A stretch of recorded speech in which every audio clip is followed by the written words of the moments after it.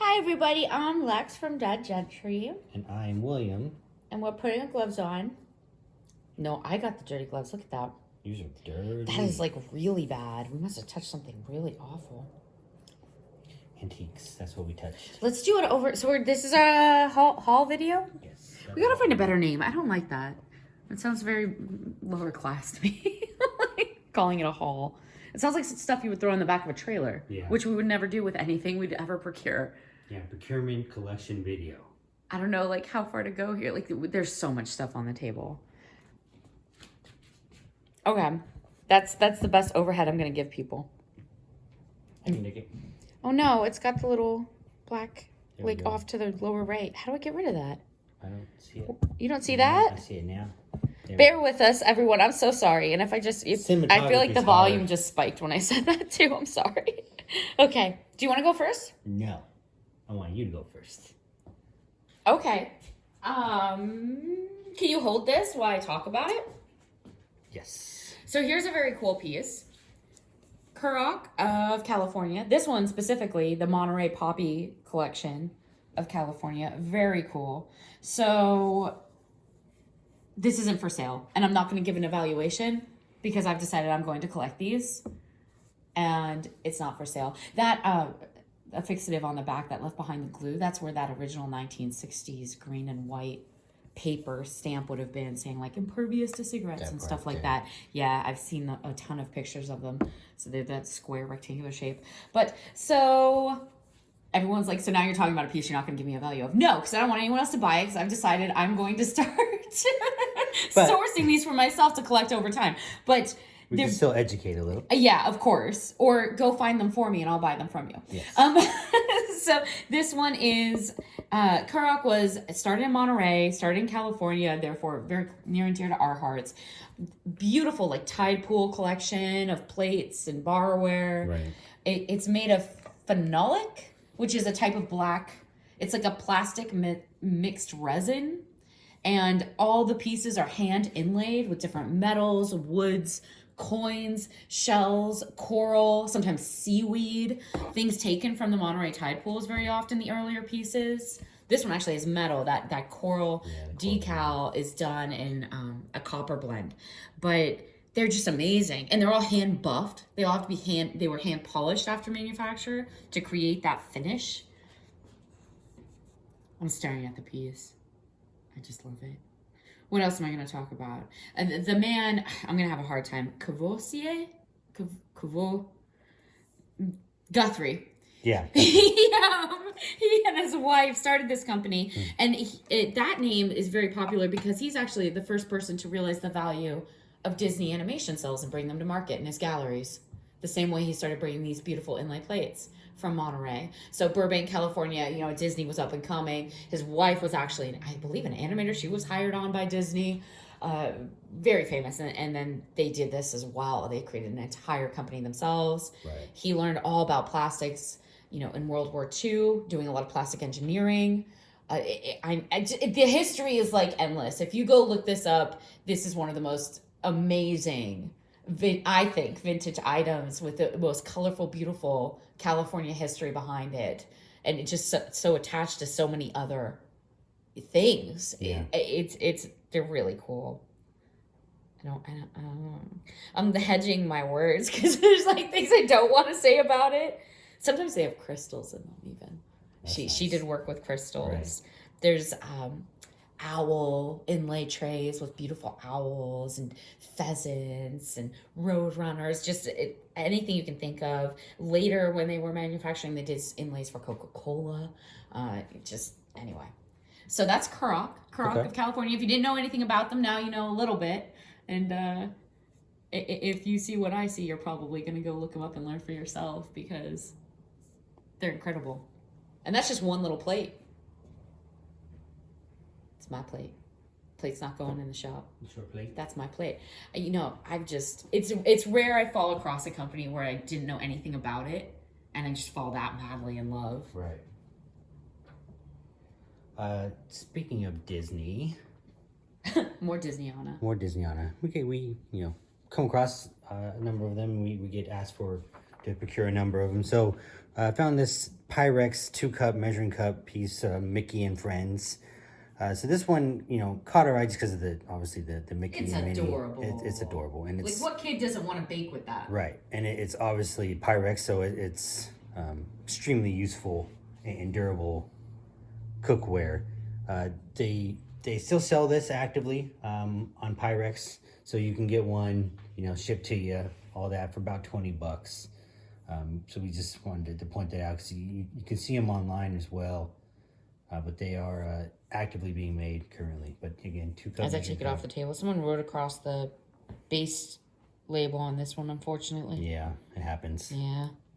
That is really cool, though. So they're making them actively right now still to sell. Yes. That actually tells you that they sell. Yes. One of those things that when we talk about, I know a lot of other antique or vintage appraisals or people who do what they call flipping or picking. Right. They don't always do contemporary things. And one of the things we like to talk about is we're into collectibles, whether it's from 100 years ago or 2 years ago. Yeah. If I know it's going to be collectible, I want to tell you about it. Right. If something is still actively selling and popular enough to be constantly and consistently selling at a holding price, that means it's popular, which means it's probably going to be collectible in the future. So that's one of those things. It's not always, it doesn't mean it's worthless because it's available for, what did you say, like 10, 12 bucks? Yeah, this year I did about 10, but yeah, with shipping and all that, so about $20. Right. Oh, so 10, and then you got to have Amazon ship it. Okay, Yeah. fair enough. But that in the future, if they sell really well now, once they start getting scratched, dishwashed, faded, broken, and they stop making them, that's what creates a collectible item. Because if it's popular now,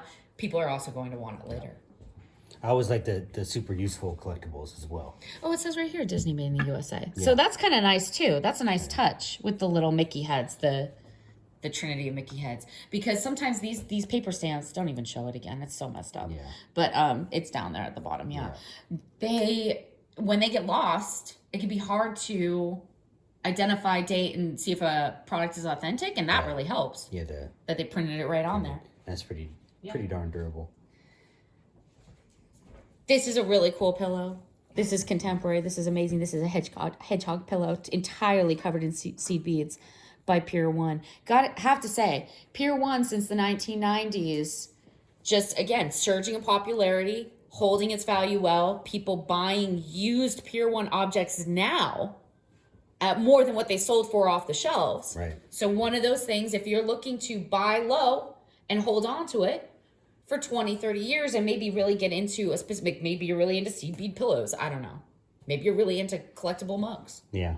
But that's one way to start. You don't always have to have hundreds and hundreds of dollars to start a beautiful collection that's going to be worthy of being a collectible item. This is awesome. The beadwork's neat. I mean, it is so cute, right? It's like the cutest pillow I've ever seen. And Pier 1's doing well. All of their stuff does well on the resale market, and that tells you something. Here's more Disney. Speaking of Disney. Here's more Disney. You were just talking about Disney. Let's bore them all with Disneyana. I can't. It's too heavy. Help me. This is huge. So, show the front of the box set, if I can. Man, yeah. I'll tilt your camera up here. This is great. That's the Peter I remember from my Wonderful childhood. Worlds of Disney, Walt Disney. So, box set of books has these 4 titles. I'll try to open one up here without kind of copyright infringement. Yeah, you gotta lead me through what you want me to film here. I don't know what you're trying to do. You can Just give me direction, okay? Of where to put the camera. I'll just hold it. I want the shot right in this frame here. That frame, that area. This one's actually in its original box, which is neat, even though the box is kind of beaten up. Just open. What's great about these is look at that 1960s font of the open Walt Disney wording.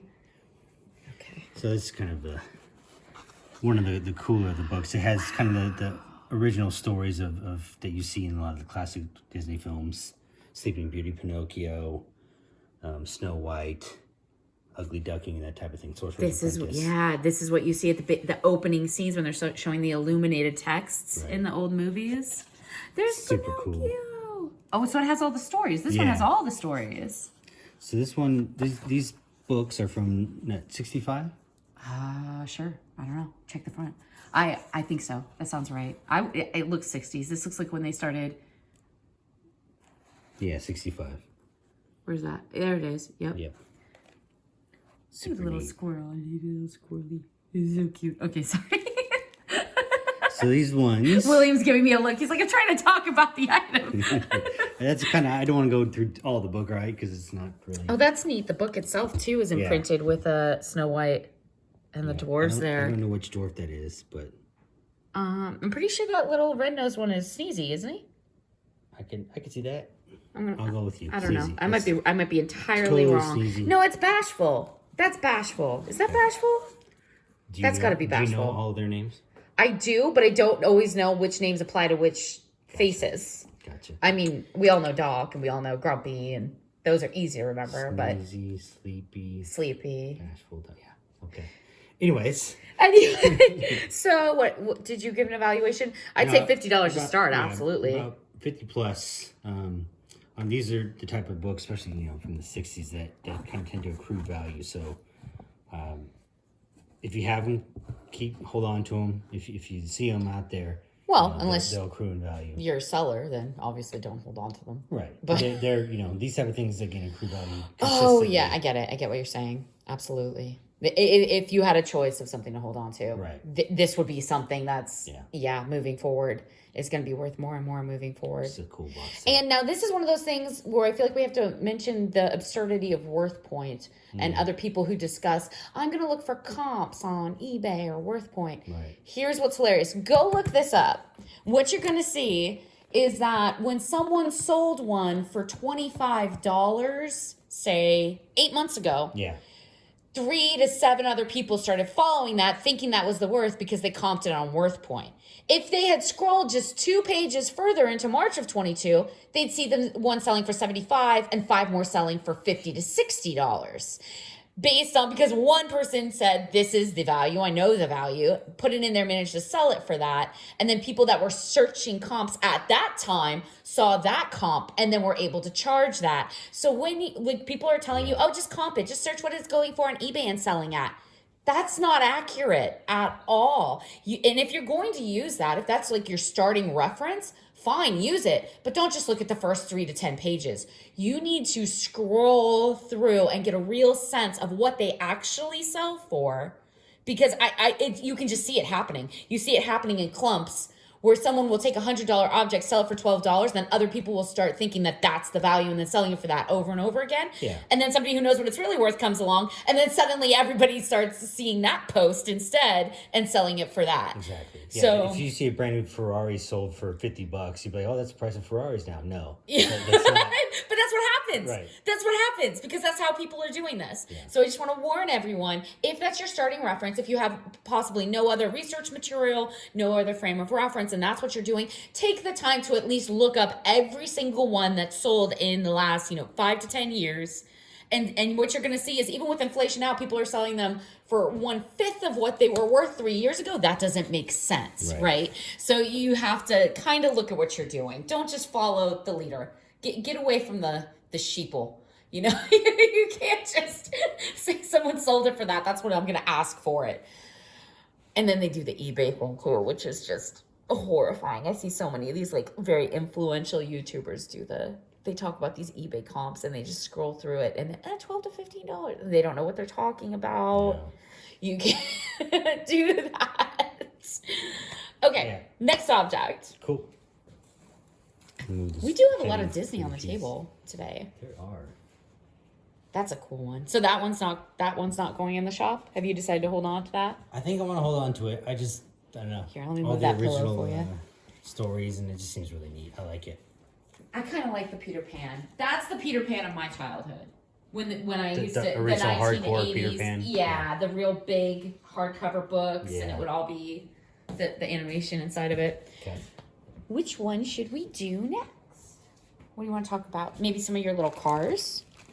Well, since we're doing more contemporary objects a little bit right now. Starting to very childish and cartoony. Kind of, I don't want to say branch out, but expand our inventory types. These are the Tonkas, right? These are the Tonkas. So, Little Chuck and Friends. Now, I made this mistake. And William had to correct me. I could not find these because I kept searching Cars movie. Right. Because I saw these and saw an anthropomorphic car figure with Tonka on it, right, and assumed it had something to do with the movie Cars. Totally incorrect. Couldn't find any information on them. Yeah. So Little Chuck and Friends, nothing to do with Cars. Anthropomorphic, by the way, one of those great Cars-like, but not selling and searching terms when you're trying to find collectibles to buy or help sellers find your collectibles. Just meaning has a human face, has human elements, has been in some way humanized, right? So if you get a lamp and someone puts a head on it with eyes, it's now an anthropomorphic lamp. Right. So $7. Kind of like the lamp from A Christmas Story. That's not anthropomorphic. That's just tacky. That's what makes it. It's like it's so bad it's good again. It's like one of those kitsch things. Yeah. So as much as $8, but usually around the $7 range on these. Yeah. You can get that higher amount more for like the planes. Do a little bit better. They're a little bit rarer. I mean, these are 22 years old. Yeah. So they're neat. contemporary. Isn't that funny though? Yeah. 22 years old, but when did Cars come out? So these were around before. Yeah. And and I made that mistake. It makes you wonder sometimes. You know, when Disney and Pixar kind of always get into these little wars of like who came up with the idea first. I wonder sometimes if toy manufacturers ever get in on that. Like, and Tonka's like, "Are you kidding me?" Yeah, we've been doing this for years. Yeah. You created an anthropomorphic red Corvette, and you think you're something special. Right. Give me a break. Anyway, I got your Lightning McQueen. I sound so bitter today. But patriotic theming too. Yeah. Gonna go for a little bit more. Yeah, like something like that is gonna go for a little bit more. Planes tend to be a little more collectible, resellable as well. Just because they're more. There's rare. lots of them. Yeah, and I think I don't want to gender specify this thing because I have no problem with a girl growing up to be a semi-truck driver. But little boys and girls, they don't just want to play with trucks. Mm-hmm. They want the planes, and there's not as many planes and things. Or trains, that might. Or trains, yeah. So, and they just make the trucks so much now. Yeah. I think that helps increase the value a little bit to have a slightly different item. Now, and we should mention, do not sell these items in lots if you're a seller. Large lots. Large lots. Right. And as a buyer, I wouldn't buy lots that is like if it's inexpensive and you're like, ooh, there might be something great in there and they're not charging that much. Yes, but see if you can look at pictures. See if you can feel that out a little bit. Identify something that's worth that and the condition it's in. Yeah. Because when people sell in large lots, first of all, they reduce values against themselves. They shoot themselves in the foot. I see it all the time. They offload things where if you sell it at, 3 at a time instead of 30 at a time, you're going to see something like this sell for 30 at a time for $20. You can sell 3 at a time for $20. So why would you do that? That just doesn't make sense. And then as a buyer, those lots, they tend to be scratched is what I find. They tend to be in worse condition. And the pictures are usually a pull-away shot because they're trying to show you everything, which is, you can't blame them for that. That's very helpful. But when you do a pull-away, you don't get to maybe zoom in as much, and you can't see that they have been, just shoved in a paper bag for 10 years, all scratching around on each other. So it's just something to be aware of. Sometimes buying smaller, more expensive is a better collectible vintage item for you to have. There's a reason for that. Yeah. More cars. Here's more cars. More cars. You didn't show this one. This is a little car. What does this one say? The wickedest show on earth. I don't know if that's in reference to anything, but very that's a little frightening. Yeah. It feels like a demented carnival or something. I don't know. It looks like a Is this supposed to be like when a circus comes to town? Be afraid, children. Don't go without your parents. What is that motorcycle thing? The Nitro Circus type of thing? Oh, no, that's cooler than what I'm thinking. Yeah. I'm thinking kind of like carnies and warning your child never to not hold your hand at those events. But Hot Wheels still collectible, or definitely collectible. Obviously worth a little more money if they come in the original box, but we got a lot of these recently that are just kind of caught our eye. These are cool with all I don't know if you want to show any more of them. But yeah, bright colors, anything with decals. Yeah. The cooler the car, generally, or truck, that can be more collectible. If you're just having, like, no offense, like a 2005 Honda Civic, maybe not as collectible as a 1975 Ferrari, right? Probably. I would. So one of those things to look for in Hot Wheels is Ferraris, Yes. especially Ferraris with the logo, the little tiny Ferrari logo, whatever Right. year you're buying. 1990s bright colors. Yeah. If they articulate, if the doors open and close, or the hood, or the trunk, or even the window, sometimes that can make it worth more. Worth quite a bit Yeah. more. Yeah, 1990s. One of the things I love about die-cast cars, especially from Hot Wheels, is first of all, let me say that there are exceptions to the rule. Right. There are cars in Hot Wheels that are worth hundreds, Absolutely. even if they're from 2001. Right. So there are exceptions. So please don't let my generalizations that I'm about to give in any way influence you doing more research on Right. something that you think is amazing. Trust your gut. You're probably right. But one of the neat things about Hot Wheels diecasts is it's almost like 2000s, $4 to $6. 1990s, $5 to $10. 1980s, $10 to $15. 1970s, right? It's like you can almost kind of bracket based on, which is nice with a collectible when you see it accruing that value, and it's almost like a standardized value across the board of all their objects. Right. Now, there are exceptions to that rule, right? There are some Ferraris, look for Ferraris. There's something about red lines that you know that I don't pay enough attention to. Red lines are they're reference to a certain time frame from when Hot Wheels first started. I think it was 68 to 77, if I recall. Yeah, that sounds right. And they call red lines because we don't have any here to reference it, but they were made with a red line on the tires. Do you have any in this huge bag? Look at this huge bag he's got in here. Oh my gosh. So the red line on the tires is where it kind of got it from. So again, 68 to 77, and those are definitely worth more, especially if they're in good condition. This one is a tiny Toyota logo on the front. I don't know if you can see that. Look at the hood. Yeah. It's got the tiny Toyota. That one, I think, you can see the rear view mirror in the plastic. Oh, wow, you can. Funny. That's neat. Okay. Yeah, the older the car or truck, for that matter, generally speaking, is worth more. Is worth more. But there are Exceptions to the rule. Yes. VWs go for more with vans, with buses, Hot Wheels. Ferraris go cars. for more. Look for that. It's on the tire, right? Did you say it's on the tire? Yeah, it's a red line. And that means it was like their first decade of production. Their first decade of in business. Yeah, those tend to go for $50 to $90. Yeah. I know that. I know Right. that. I don't know the whole history like you do Yeah. of Hot Wheels and like what did you say they started in 68? 68. But I know to look for the red line on the tire. Now everyone else does too. Look for that red line. Look for bright colors if it's more contemporary, bigger pieces, more fun. Fancy cars, decals, all that. United States Postal Service, that's going to sell for more. Fire trucks or Coca-Cola, Pepsi trucks, those are going to sell for more. Move the bags out the way. There was a yellow Road King, like one of those semi trucks that I saw sell for $185 in March. The 70s version. Yeah. And it didn't even have like the cab on the back of the truck, and it was pretty beat up, and it wasn't articulating. Just $185 just flat out totally. because it's sought after. So, but generally, even like 1990s 1990s pieces, $5 to $8 to $10, depending each. So, and don't do this. I'm sure William salvaged these from someone who sold them like this. Yeah. But see what's going on here in this bag? They're rubbing against each other. They're becoming damaged. So we will definitely separate them out, wrap them individually, and start figuring out how to best sell them. That's William's thing. But that's something to be aware of. It's not always a good thing. Now, I would say if you're buying for a child, Right. and have no interest in maintaining the value, collecting them over time, or allowing your child to keep and collect their memories, which they might want to do.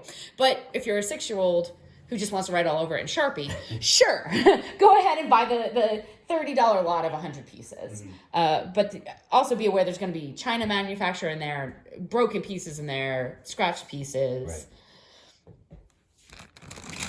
And generally, Chinese, not Hot Wheels, not Tonka, goes for less generally, right? Is that okay? I'm just trying to.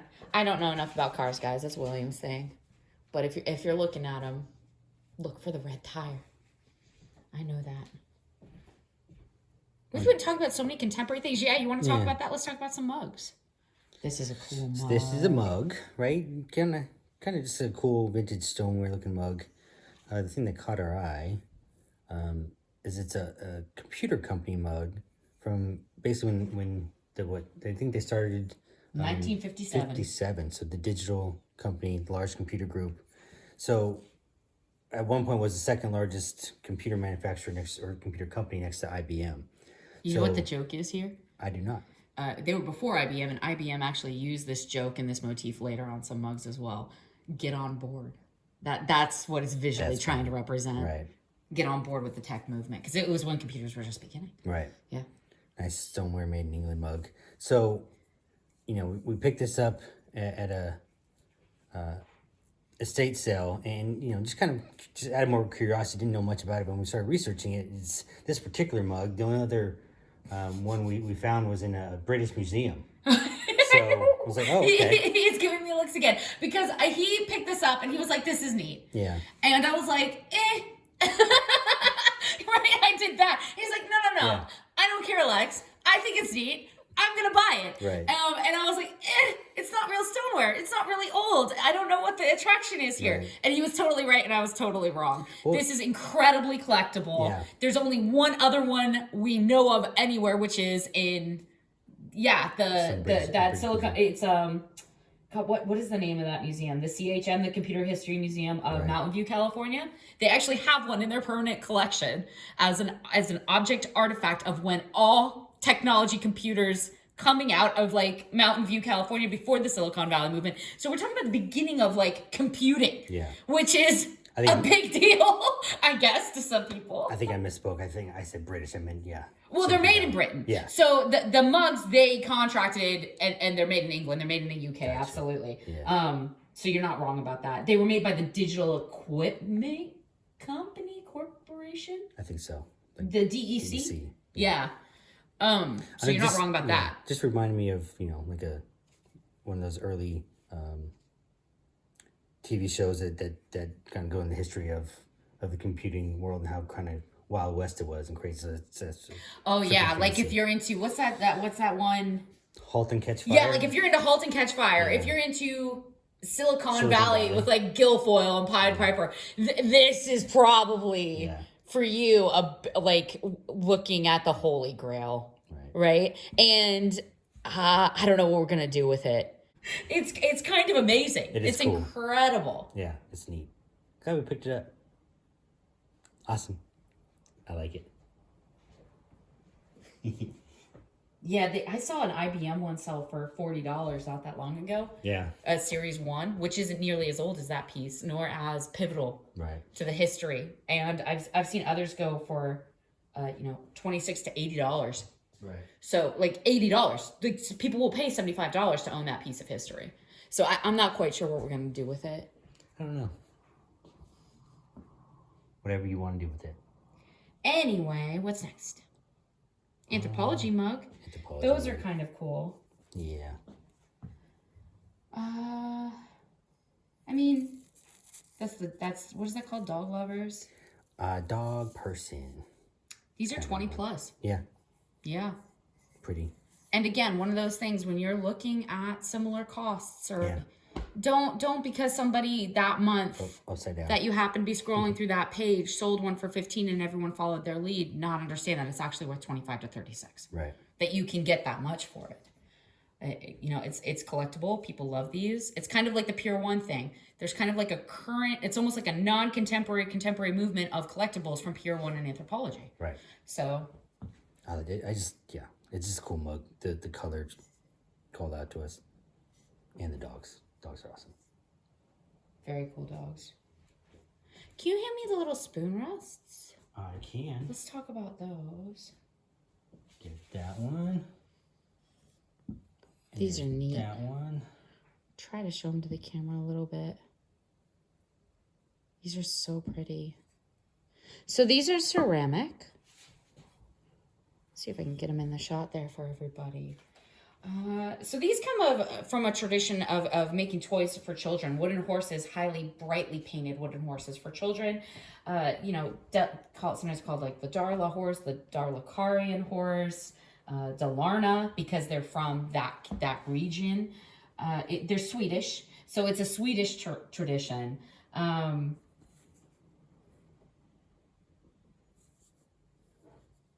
I don't know what's the history of these is really cool. So that region was clockmakers, generally furniture makers. So we think the history around how they started selling these to create a livelihood. They started selling carved wooden horses, Right. painted in this very traditional way as toys for children, and it became a livelihood of that entire region. We think from scrap wood left over from the furniture and clockmaking process. Right. So it was a way to use the rest of your materials, and it kind of turned into just this very important theme of this entire region.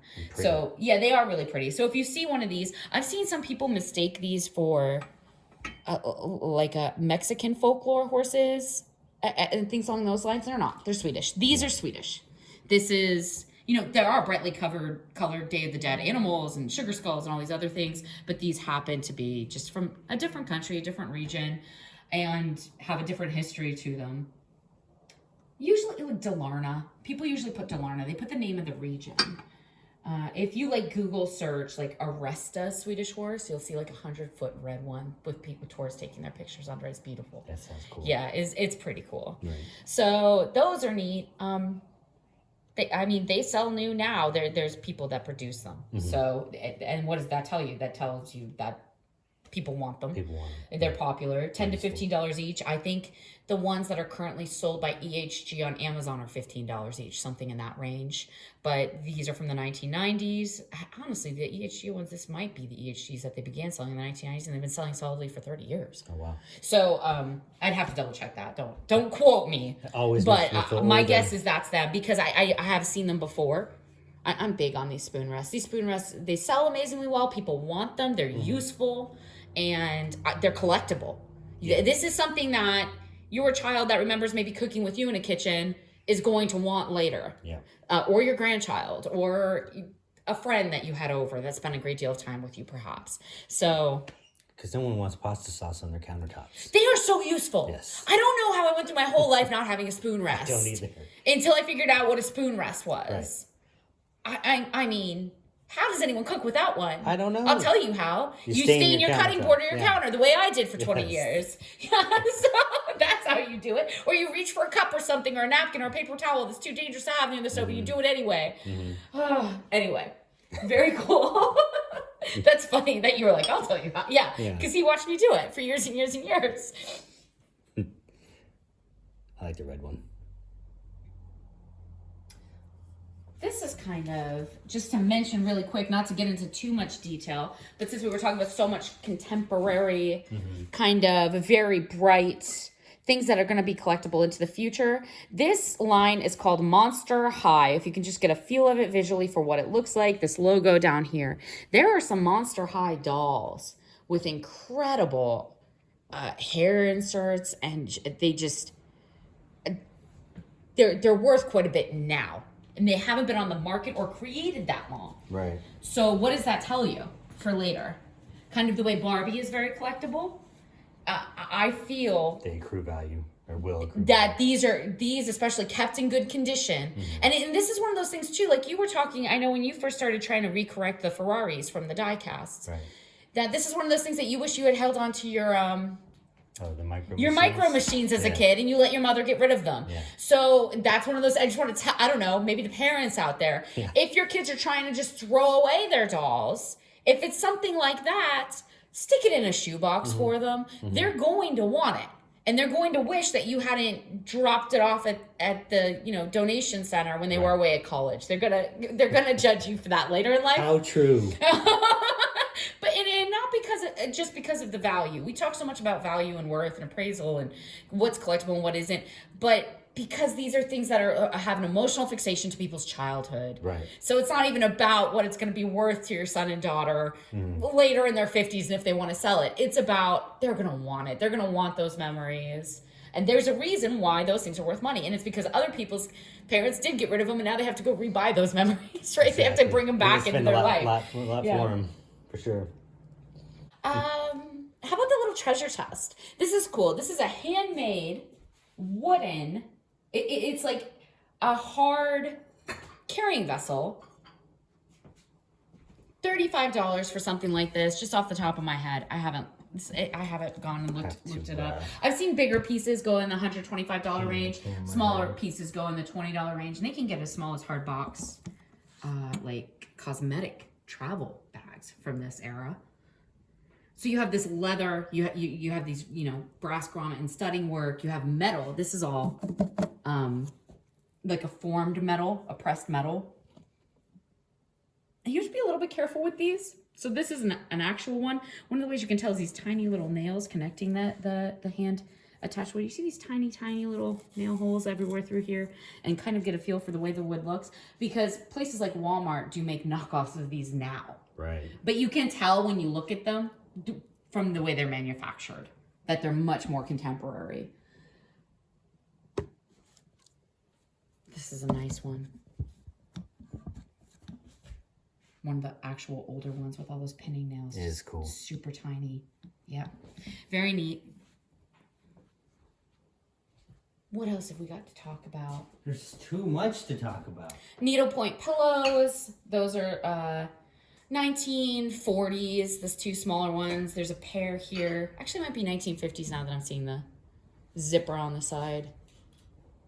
A little bit there. One of the ways that, if you're ever wondering, this is a beautiful needlepoint pair. Yeah, these are older. I'll show the pair. 25 plus each.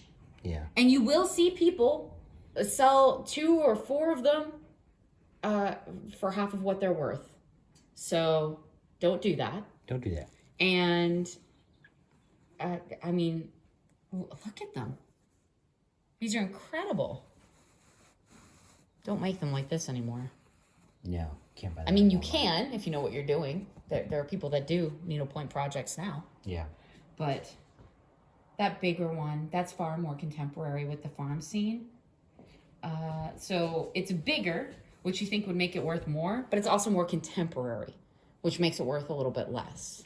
But this is a pretty one. And if you're into pillow collecting for your home, or maybe just want to buy something that's going to maintain its value over time, this is kind of the sort of thing if you're buying contemporary pieces. Right. A little more what you would look for. 1980s, 1990s piece, something like this. You can see all the different forms. You've got sheep, you've got ducks, you've got a rabbit hiding down here, you've got this rooster. There's a lot going on. Tons going on. 20 plus on that. Yeah. But more likely to maintain its price into the future than something you're going to pick up from I don't know. I don't want to put any specific company down, right. But something that's far more mass produced and far not as well done. Look for quality. This is quality. Yeah. So that's a neat one. We have some needlepoint in frames there too. So if you're ever looking for what's called crewel, sewn pieces, needlepoint pieces, cross stitch pieces, those have value. A lot of people love them. There's one of the needle points in the frame. Try and get the texture of the fabric in the shot. Kind of different version of the needlepoint.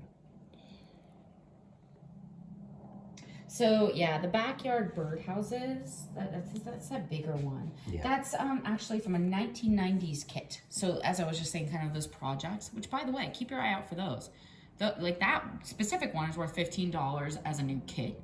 But there are some that go for hundreds. Really? Oh yeah.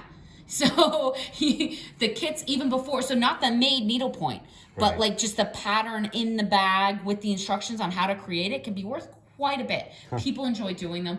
I think some of that had to do with the advent of COVID. People suddenly got stuck at home. And needed, and needed crafts. Projects, yeah. But these older ones, so again, vintage. So 1990s is 30 years old. No, 30 years 30. old. Where am I? Yeah. Yeah, so... It's old. It's We're old. So old. So the kits, look for those. They can be worth money, but completed pieces as well. This is a beautiful piece. Someone's gonna want that in their house. Yeah. It's already completed. It's already framed. Very cool. I feel this is by dimensions. This particular project. I have an eye for certain stitchery projects because I look through so many of them at estate sales, and those were created by Debbie Mama, I believe. So the kit itself, $20 new. A completed one like this, you're going to be looking at, this isn't a 9x10. This is a 9x10 cross stitch piece, and then you have a needlepoint with the wooden frame, which is larger than the sight seam. Sight seam, by the way, just one of those industry terms. Whenever you're buying, sight seam means that's the sight seam measurement, the actual piece that you're looking into. Whereas the dimensions of the whole piece, including the frame, are a different measurement. Just so, I don't know how many people know these. Sometimes we forget that we've learned these terms over time. Yeah. So, you know, $20 plus, it depends. But people want them and they're worth money. That smaller piece is adorable. You can definitely get more than, I think, the $2. Right. When I pick these up, and this takes someone time. A lot of time. And they're beautiful, and there are a lot of people who collect these for their home, for different rooms, especially very nice guest rooms and rural areas tend to have these. So those are cool. Since we were talking about needlepoint pillows, might as well show some cross and stitch and needlepoint art. That little dishpan hands one is quite charming. It is. Yeah. I like it. I like the ones where someone takes the time to stitch in words, like in the little birdhouse scene. It actually says like herbs on the post and stuff. Yeah, those are nice. Duncan Hines cookbooks. I was mentioning to a friend just the other day that was destroying a lot of cookbooks, making craft projects that she was finding online. And she was telling us this, and I was cringing and trying. And I waited, and I was like, "That's amazing! Do whatever you want with your things." By the way, but maybe you're destroying a piece of history that's accruing value now. Right. Of your cookbooks from the 60s, 70s, 80s.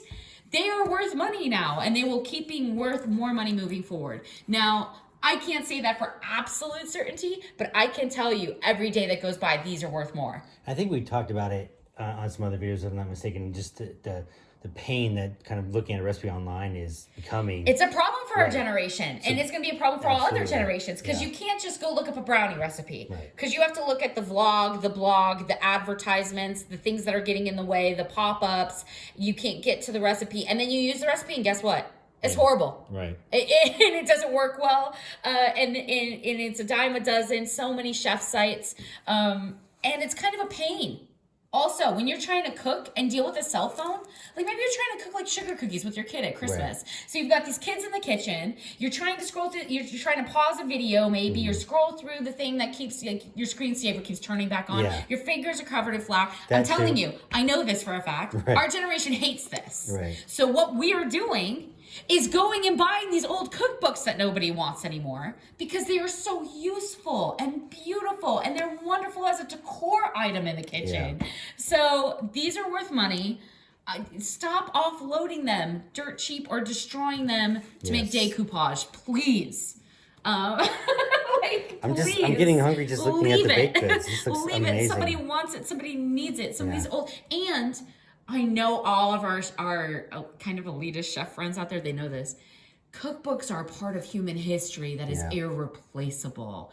Written recipes throughout time of different cultures and different periods, say like in Americana, are priceless. And they get lost over time. Mm-hmm. They really do.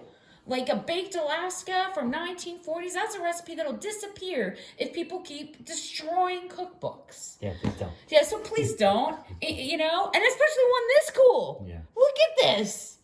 This is like... It's got a cupcake with a face on it. I mean, come on. It's just amazing. They're vintage, they're beautiful, they're fun, they're useful, and I think it's so much like kind of how VHS and DVD is actually starting to like accrue more value again, because people don't want to pay for a constant subscription possibly to a or they can't afford to, or they don't want to sit there and have to play with the remote control for 15 minutes to get, you know, Pocahontas to turn on for their kid. They want to pop in an object where the video turns on and they can walk away. So, and that's kind of like this. There's kind of a movement away from some of these more tech-aligned things back to hard goods, which are very useful. Something to think about for all the real kind of collectors out there. I think I want to make that pineapple upside down cake. That looks really refreshing and amazing. I want it. I would destroy that. Yes. If I tried to make that, every one of those slices would get stuck to the bottom or caramelized. Caramelized. I struggle with sugar temperatures. It's hard, man. I burn or caramelize or stick or undercook. I struggle. I am very good with meringue though, which is bizarre because it's pure sugar. Yes. And I'm very good with that. I can concur. Anyway. Gosh, there's so much. And this video is getting really long. Yeah, we got to probably... We have this porcelain Harlequin musical wind-up toy. What was a Senkyo musical box movement? When you're looking for, as a collector, you look for the music movement. You want to look for the maker and the country of origin. That's going to help you tell you quality, worth, value. Can I play the... Yeah, play. And then as a seller, obviously, this is going to help you identify objects. It's going to help you date objects. And come up with an evaluation that's accurate. This is a really nice one. The bigger ones tend to sell for more. The older ones tend to sell for more. Good condition sells for more. Yeah, Periots sell for more. There are certain artists that create these that they can be worth quite a bit. People collect them. Quite a bit like Mardi Gras masks. People collect those, even contemporaneously. So they're always worth something, and then moving through time to the right collector, they're worth more. And that one happens to be porcelain. Yeah. And have a musical movement and be a large piece. So, 1980s, that's a 1980s piece, I think, based on the Velcro on the back there. And the material here. And then, I would say that's 1980s. Okay. Sorry. These are all things you can get a feel for. Right? 50, 60, 70. It depends. Smaller ones. Again, there's a lot of factors. Okay. Pocket Medical Dictionary, 1922. 1922? That one's 1922. So 25 plus for early editions of this book. So this is 100 years old. So by the time you get to, say, the 18th, 20th edition, the value drops a little. Right. So like $15. It doesn't drop much. But the older editions... So 17th, 16th, 15th, this one happens to be 12th. Yeah, valuable.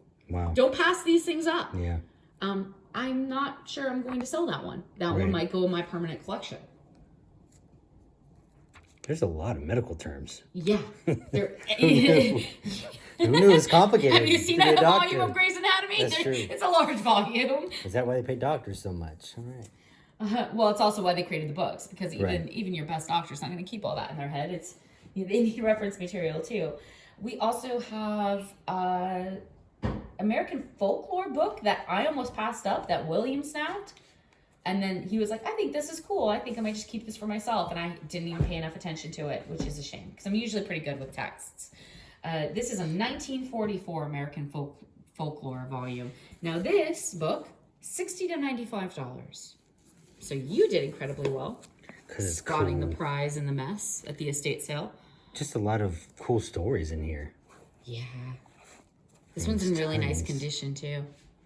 Does it have I love when they have the front, like when someone's written the front, like a birthday gift or, look, it's from Stockton, California. See that right there? I love that sort of thing. Gertrude Ferrari. There it is again. Yeah.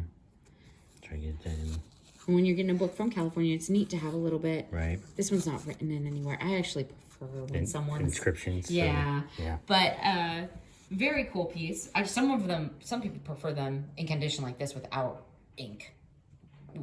They consider that better condition. It's a preference. It's absolutely a preference thing. So yeah, $60 to $95. Cool. I like it. Very cool piece. Franciscan Earthenware... I believe that's the autumn collection teacups. Yeah. Those range... I feel like they've held steady at about $12 for about 5 years now. We have a set of 4, but now I'm going to show them all because they're the same. Ooh, good catch. Well done. I did that earlier on another video and saw when I was editing later, and I was like, I have amazing reflexes. Right. You kind of make out the made in the USA there. Yeah, they should say made in USA if they are Franciscan. They should also have the Franciscan, that text inside that oval logo. that's very easy to spot. Yeah. These were made 1955 to 1966. One of the great things about Franciscan Earthenware is how easy it is to date. It's very simple to look these up. That's good. Or receive a catalog of patterns. It's helpful because it's a lot of this stuff is hard to identify production years. Yeah, especially if that's like you saw how hard it is to read that back stamp on that one. Yeah. When they get worn off and washed off over time, Yeah. you might have to rely on the pattern of the piece itself to help you figure out what it is. Right. So, yeah, Franciscan does well. As I said, so $12 for like a cup and saucer. Right. And you can't, like the bigger plates, like a salad plate, dinner plate, $9 each. So, you know, if you've got a set of 20, that's a very collectible dishware set. They do like a bright blue Coronado by Franciscan that I adore. It just screams like MCM. Those are worth like $15 to $18, a little bit more than the autumn pattern. They're just like totally blue, like brighter than your sweatshirt color there, and then just like this very matte finish. Right. Yeah, they're Sounds neat. They're neat. They're like you expect to see like JFK's girlfriend sipping tea out of one. Allegedly. Yes, I do not mean to disparage a president of any kind, any president, wherever your political views are. That's not what I mean. It feels very like you would see it in an older film. Right. Like someone hosting a little cocktail party would have had those, or a tea luncheon. I think we talked about almost everything that I want to talk about just right off the top of my head. We have that, I know people love glass, so let's show at least one glass. How about the swan? These are they're all over the place, so we should tell people a little bit about them. I don't know if we've included one in another video or not. Yeah, I don't recall. These are hand blown. This is a glass swan bowl. People will usually list it as a candy dish or a nut bowl. Right. 1959 to 1970s. This one was made in the 1960s. You can get a feel for that. You can look up the slag glass. This is called slag glass, which it's kind of a mixture of glass, not end of day glass, which is where you put everything in at the end of the day. The scraps end up in the kiln to be blown. Very popular with marble enthusiasts. For sure. Yeah. But there are end of day vases and things as well from certain glass that makes companies. sense. Yeah, which you can find. Some of the coolest colors and patterns too, because they're just random pieces at the end of the day. Anyways. One of the most beautiful pieces I've ever seen was an end of day dreidel. It was just one of those spinning tops, but it was actually old enough to be done in a dreidel form instead of just the more like contemporary 1950s tops. And it was incredible because it was just every color of the rainbow got. They must have been doing a lot of work that day. Right. But I see these. If you go online and look at this object, like if we were to Google Lens this right now, you would see 40 of these being sold as fine, appraised Murano glass. They aren't all Murano. Right. This is not a Murano. And you will see other people selling them as Murano everywhere. Here's the thing. If you see a piece like this and someone saying, non-Murano, $20, does that make sense? No. So, of course not. There are more of them. That's why they're worth a little bit less, because they are not Murano. Not everything made in Italy, by the way, is what we call Murano glass, just because it was made near the Murano Islands or on the Italian islands. Right. It has to be very specific. It has to be a very high quality. The base should never have clouding. It should have no bubbles. The folds in the glass, where you see different dimensionals, like if it's encased glass with a different color encasing, there's things that specify good quality in Murano glass. Okay, so when I go online and I search this and I see 50 of these being sold as Murano, anywhere from $20 to $500, I die inside a little bit. It's you can get a feel for it. You can know what you're doing. You can not accidentally try to rip people off. I'm not saying people are always doing it on purpose. I think a lot of the time what they're doing is Google lensing or comping. Right. I looked it up and that's what this person sold theirs for and said it was. So I think it's that too. I get it. I get that this is your frame of reference, but it's not true. You can't trust. Like, since when does everything on the internet true? And since the advent of Google Lens, everyone thinks everything on the internet is true and can therefore just be copied and published. No, that's incredibly disingenuous. I don't know how else to say it. You need to figure out what you're working with. This is a slag glass piece. This was made in America. Okay. My guess, after being around quite a few of these for quite a while, is that this is one of the ones coming out of Colorado and not out of Arkansas. I don't think it's an Old Hickory. I don't think it's a Sooner. I think it's probably either Colorado or Central Glass Company of Oklahoma. And by the way, did you notice all those American names I just said? All American glass manufacturers, all from the 1960s, not Murano.